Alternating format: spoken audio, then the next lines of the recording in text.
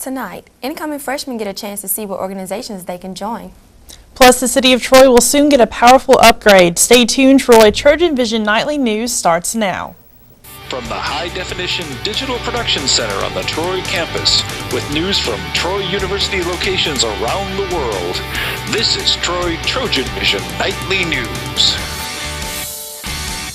Hello and welcome to Troy TrojanVision Nightly News for June 27th, 2012. I'm Bailey Majors. And I'm Brittany Harris. Thank you for joining us this evening. At last night's City Council meeting, the Council voted to make the City of Troy a little more powerful. Judson Gardner explains. The Council approved a set of bids Tuesday night that would upgrade the electric system for the City of Troy. The city owns its utilities including electricity, water, and sewer, and based on a recent study done by the city's electric department, it was time to give the city the boost of energy it will need going forward. Troy has grown over the last 20 to 30 years significantly, population and business and residential and commercial growth all combined, so the electric load for the system of the City of Troy has grown. So as such, the electric system needs to grow to be able to handle that load. The City Council granted the electric department $4.2 million to construct a new substation and upgrade the power lines and poles that would integrate the facility to the city's current electrical system. The money comes from a bond that was issued in November 2011. And the field that I'm standing in right now on Elba Highway beside the City Board of Education is where the new substation will be built. The city feels that this new substation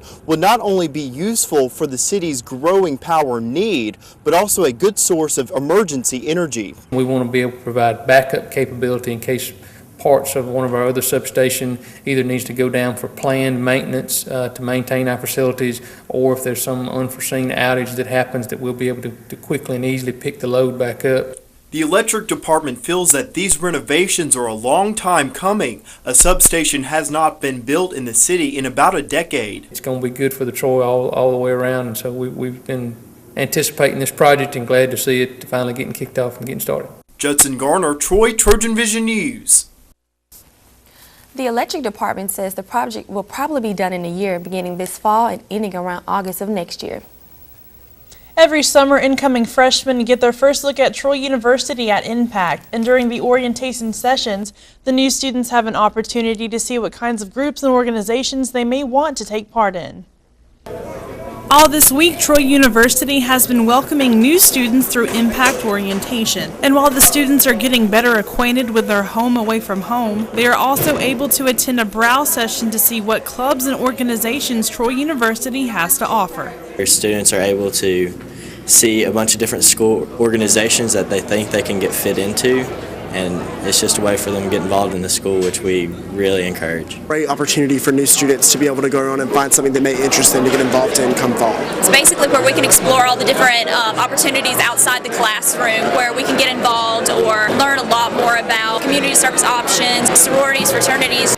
But why is it important for new students to get involved in on and off campus activities? It's a great way for them to get connected and meet contacts and really find ways that they can get involved so that when they come in August they don't feel lost. I think it's great for them to just find a way where they can fit in. It helps them just find friends. I think it would really help a lot having somebody maybe has more experience in a different area than you. The Impact Browse sessions give new students an opportunity to get involved with other students and leaders at Troy University. And with over 140 clubs available at Troy, there's something for everyone. Greek to religious to political, it can just be whatever you want to do. We have it here at Troy. There's just lots and lots of options for students, and we want them to find their little home away from home. Impact wraps up in July. The first day of fall semester is August the 15th. And now taking a look at news from around the state. In Montgomery, forestry officials say dry weather, low humidity, and gusty winds are increasing the risk of wildfires in Alabama. The Alabama Forestry Commission says 57 fires burned a total of 684 acres statewide in the last week, and more blazes are starting daily. The threat isn't expected to increase anytime soon since the weather forecast doesn't include much rain for the state over the next 10 days. And in Birmingham, a Bulgarian man and a Florida woman have pleaded guilty to skimming bank customers' identifications at ATMs across the South and using the information to create more than 300 counterfeit credit and debit cards. And also in Montgomery, Governor Robert Bentley has picked Jim Braddock to take over as mental health commissioner. Julia Ball steps down at the end of the week. Ball joined Governor Bentley's cabinet in January 2011. She said she's leaving because her family needs more of her attention now.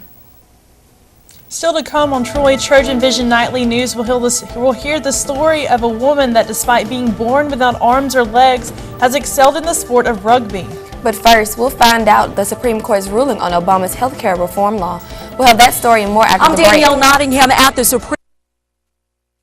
I'm Danielle Nottingham at the Supreme Court. Coming up, the country eagerly awaits Thursday's ruling on President Obama's health care overhaul.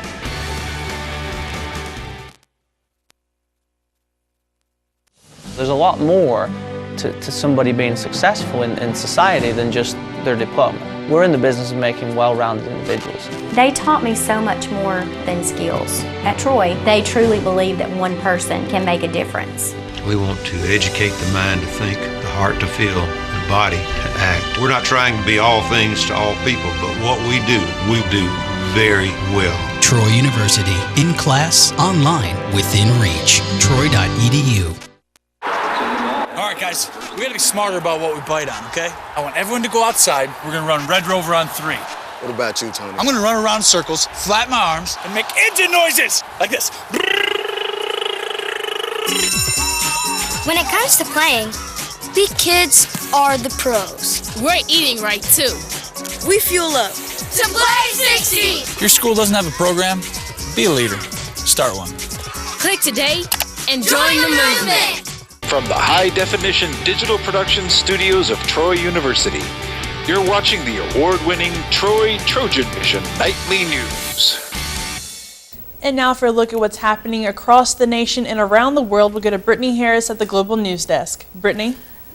Thank you, Bailey. The Supreme Court is getting ready to hand down its much-needed anticipated ruling on the constitutionality of President Obama's health care reform law. The outcome is expected to have a big impact this election year, and both sides are digging in ahead of the decision. Danielle Nottingham has more from the court. The Supreme Court steps will be crowded Thursday as Washington waits for a ruling on President Obama's health care reform law. If the court does not strike down the entire law, the House will move to repeal what's left of it. The White House remains confident the justices will rule in its favor. The Affordable Care Act gives hardworking, middle-class families the security they deserve, and we are confident that the law is constitutional. 26 states brought the legal challenge, arguing Congress overstepped its authority with part of the law known as the individual mandate. It requires all Americans buy health insurance or pay a penalty. Thursday, the court could let the entire law stand, strike all of it down, or just rule part unconstitutional. The core of healthcare reform will stay and be vibrant regardless of what happens to the individual mandate. Some of the law has already taken effect, allowing young adults to stay on their parents' insurance and closing the so-called donut hole for prescription drug coverage Medicare misses. Wonderful thing about the Healthcare Reform Act is that it protects consumers from the very young to the very old. No matter what the court rules, some insurance companies are pledging to keep some of the law's most popular features. The question will be how to pay for them if there is no longer a requirement that everyone buy insurance.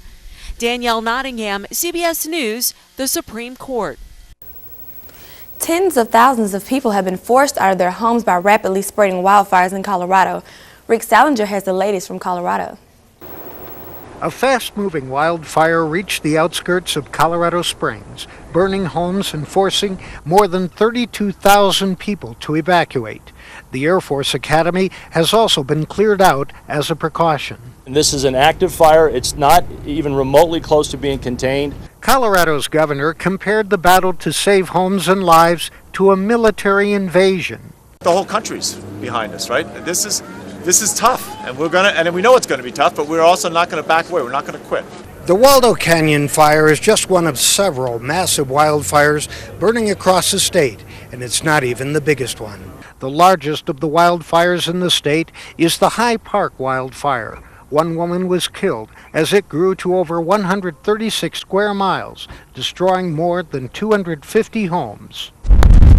Fire investigators say a lightning strike caused this latest blaze near Boulder. Jill Owasco owns one of the 24 homes that have been evacuated here. Her home was specially designed for her respiratory problems, and she moved in just a week ago. Every day I'm like, I should pack a bag and have it ready because I have medicine and oxygen and stuff I need. And I didn't. Colorado has had super hot and dry weather this summer, helping the fires spread quickly. Rick Salinger, CBS News, Colorado Springs.